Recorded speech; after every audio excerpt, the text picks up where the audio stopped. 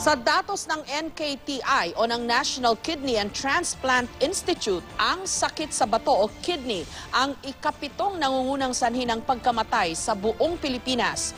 Kaya sa isang bayan sa North Cotabato, bago magsimula ang bawat subject, obligado ang mga estudyanteng mag-water break. Live mula sa Quezon City, si Cedric Castillo may paandar.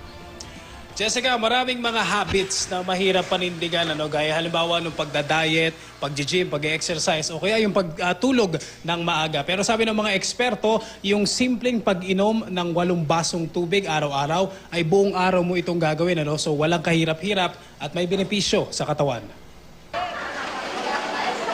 Libre na, malinis pa raw ang house water sa eatery na ito sa Quezon City. Basta customer, kahit pa ubusin mo raw ang laman ng container. Pero ang pantulak ng ilang kumakain na nais pata namin. Soft drinks. Nakakailang baso kayo ng tubig per day?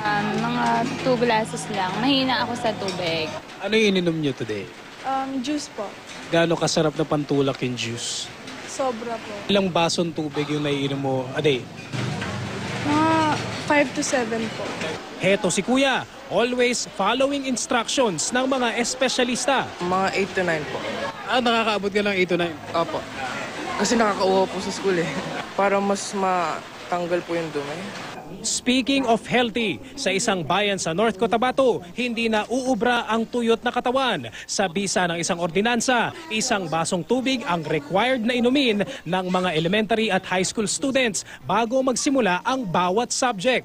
Ibig sabihin sa maghapon, hindi pwedeng hindi makakalagok ng 8 basong tubig ang bawat mag-aaral. Isa tayo na may mga pinakamataas na cases sa renal diseases cases sa lung. Kaya hinanapan natin ang paraan kung paano natin ma-reduce. Sa datos ng naturang munisipalidad, mula Enero hanggang Mayo ngayong taon, umabot na sa 12 ang nasawi roon dahil sa kidney failure. Kidney stones in the Philippines is very common because of the climate. Kasi pag mainit, there's a tendency that the patient will develop stones kasi nagkakaroon ng dehydration. Another thing is that the lifestyle of the Filipinos, siyempre yung mga pagkain na kinakain nila, mga maaalat. Sa datos ng National Kidney and Transplant Institute o NKTI, kidney diseases ang ikapitong sanhi ng pagkamatay sa Pilipinas. Kada oras, isang Pinoy ang nagkaka-renal failure. Mahigit 5,000 sa bansa ang kasalukuyang nagpapadialysis. Ang kidney ang nagsisilbing tagasala ng mga hindi kanais-nais sa ating sistema. Pero katulad ng anumang filter, dapat din itong nauhugasan para hindi mamuo ang mga nasalang dumi bago maging bato. Dito to the rescue ang sapat na dami ng iniinom na tubig araw-araw. Oo nga po't pwede namang matanggal ang kidney stones o bato. Pero kapag napabayaan ang mga ito, papalya na ang kidney, wala ng filter. Piesta ang mga toxins o lason sa loob ng ating katawan. I will still advise na yung mga distilled water is better sa morning at during the daytime na mas marami siyang iinuming tubig. Kasi this is the time na active siya, this is the time na pinagpapawisan siya.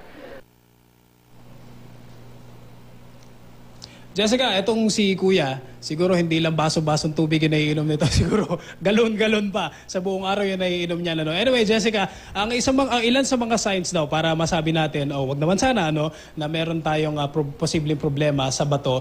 Una-una, syempre, pag yung may problema o masakit yung pag-ihi, posible daw na may infection na yan. Or kapag merong may extreme pain daw dun sa tinatawag nilang flank, o yung dito sa areang ito nung likod, kapag meron talaga napakasakit dyan, ay maganda na magpa-check na sa doktor, Jessica. Alam mo, maganda itong proyekto nila dun sa North Cotabato kasi nung gumawa kami ng documentary on kidneys many years ago, Cedric, dun sa NKTI mismo at sa mga ilang ospital na napuntahan natin, nakaka-alarma, may mga batang nagkaka-renal failure kasi hindi sila umiinom ng tubig kasi nga hindi nakasanayan at saka alam mo naman, ang mga eskwelahan natin may problema sa mga palikuran.